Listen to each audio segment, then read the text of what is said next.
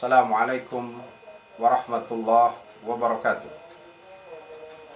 Innal hamdalillah nahmaduhu wa nasta'inuhu wa nastaghfiruh wa na'udzu billahi min shururi anfusina wa min sayyiati a'malina may yahdihillahu fala mudhillalah wa may yudlil fala hadiyalah.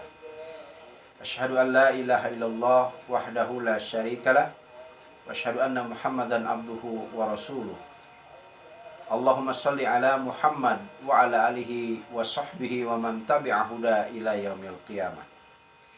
Ya ayyuhalladzina amanu taqullaha haqqa tuqatih wa la tamutunna illa wa antum muslimun.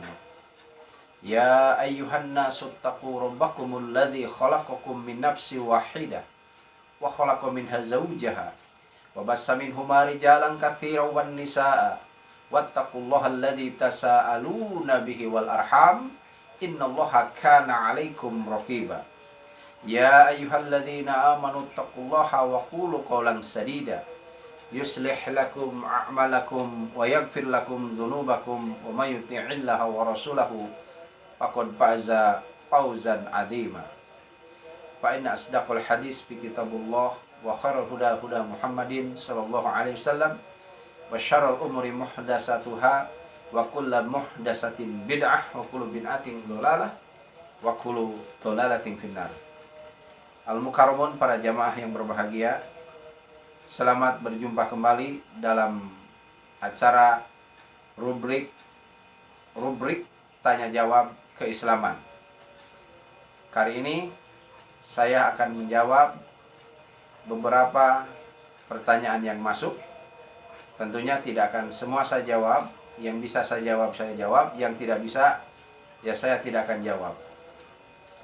Pertanyaan yang pertama tentang masalah unta, dari Ujang Saifuddin, ya, dari Ujang Saifuddin, beralamat di Selaerih, Jatiluhur.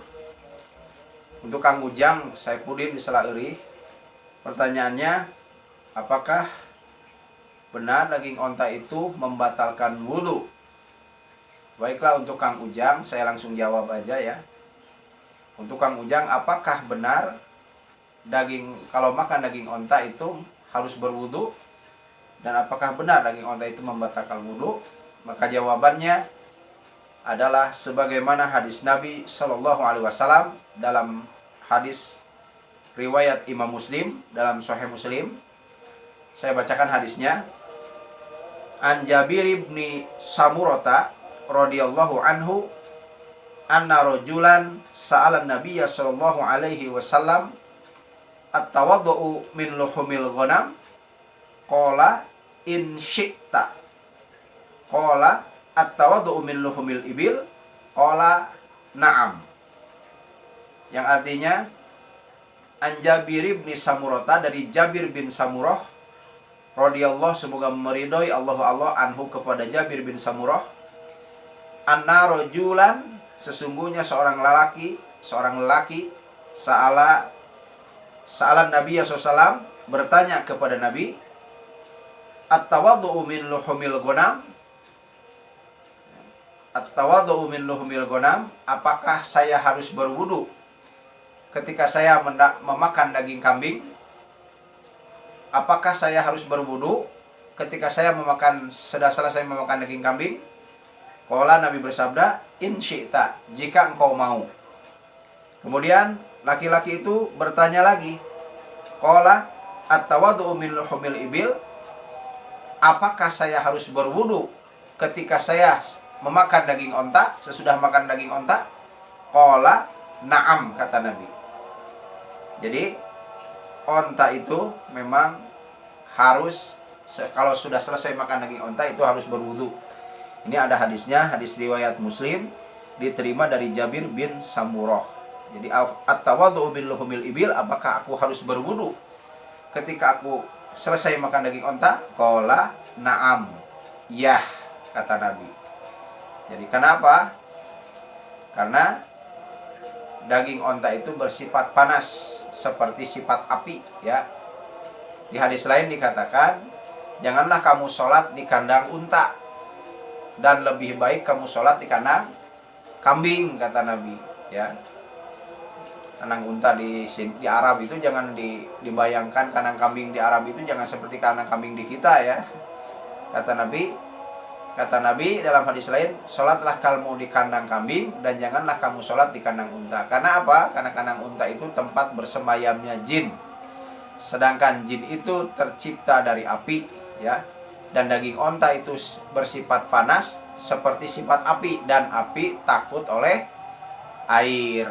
Jadi kenapa sesudah makan daging unta harus berwudu? Ini dalilnya, yaitu hadis riwayat Muslim, hadis sahih riwayat Imam Muslim, diterima dari Jabir bin Samurah. Ya, itu jawabannya. Dia memang benar, ketika kita selesai memakan daging onta maka diharuskan untuk berwudu, ya, karena onta itu bersifat panas. Maka tidak boleh sholat di kandang unta, lebih baik sholat di kandang kambing. Karena ada beberapa hal yang kita dilarang untuk sholat. Pertama, di kandang unta, ya. Kedua, di mana? Di WC, di tempat-tempat kotor, di tempat sampah. Kemudian sholat di jalan nggak boleh, di jalan raya nggak boleh. Jumatan lagi kampanye misalkan, lalu sholat Jumatan di jalan mengganggu orang nggak boleh, ada larangannya. Kemudian sholat di makbaroh, ya, di pekuburan. Di situ ada kuburan di dalam masjid, di situ sholat, maka itu hukumnya tidak boleh, ada larangannya, ya. Itu. Dan salah satunya adalah sholat di kandang unta. Itu jawabannya, ya.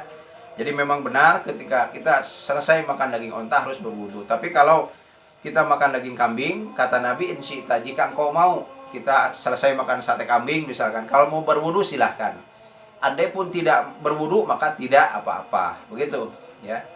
Itu jawabannya. Jadi hadis riwayat Muslim. Jadi benar ketika kita sudah memakan daging unta maka kita diwajibkan untuk berwudu. Itu yang pertama. Kemudian yang kedua, ini kurang bisa dipahami ya tulisannya.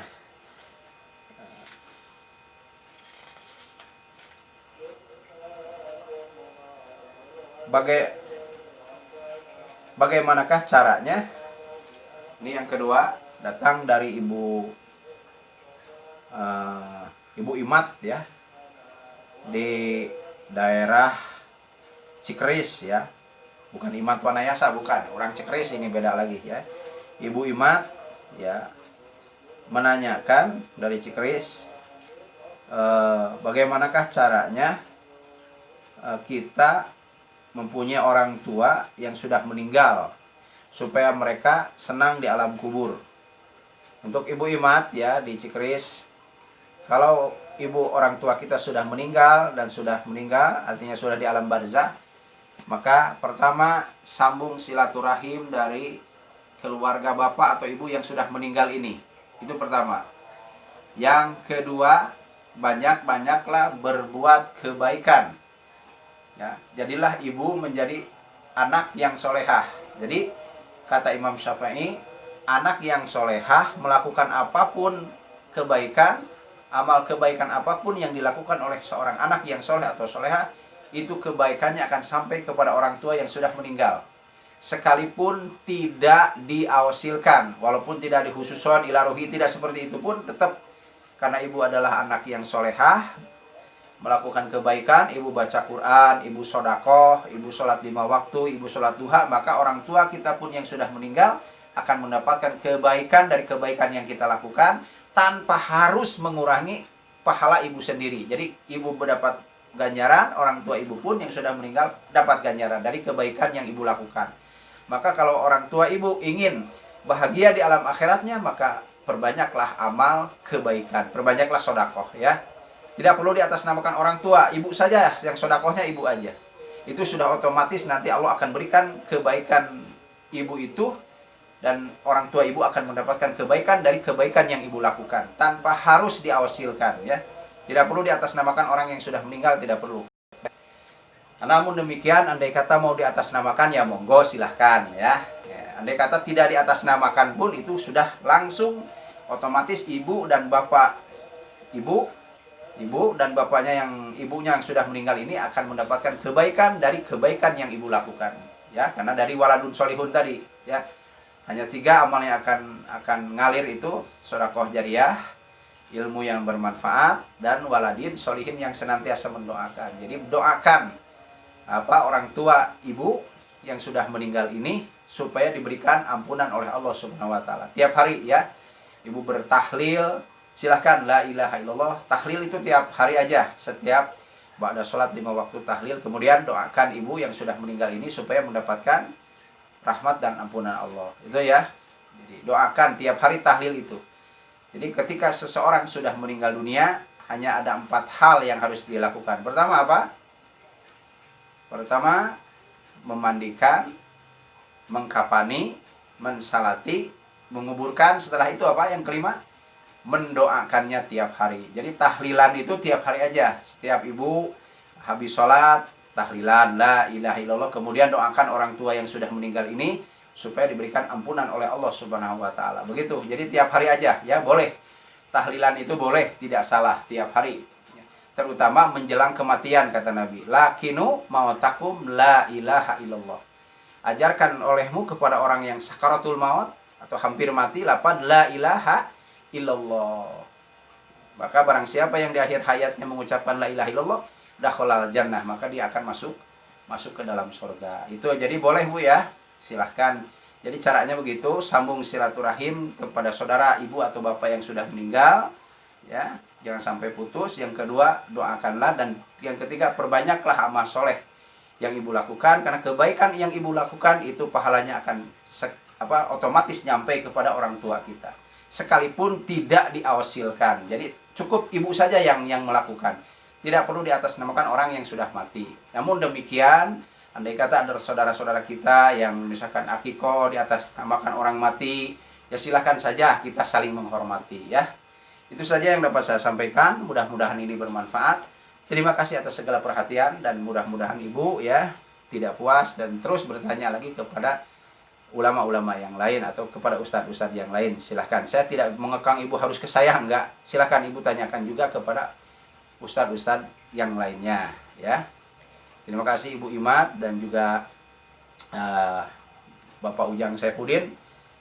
Untuk lain kali pertanyaannya ya, jangan langsung ke nomor HP saya, langsung saja hubungi YouTube Ustadz Kemi Channel. Kirimkan aja ke sana. Terima kasih.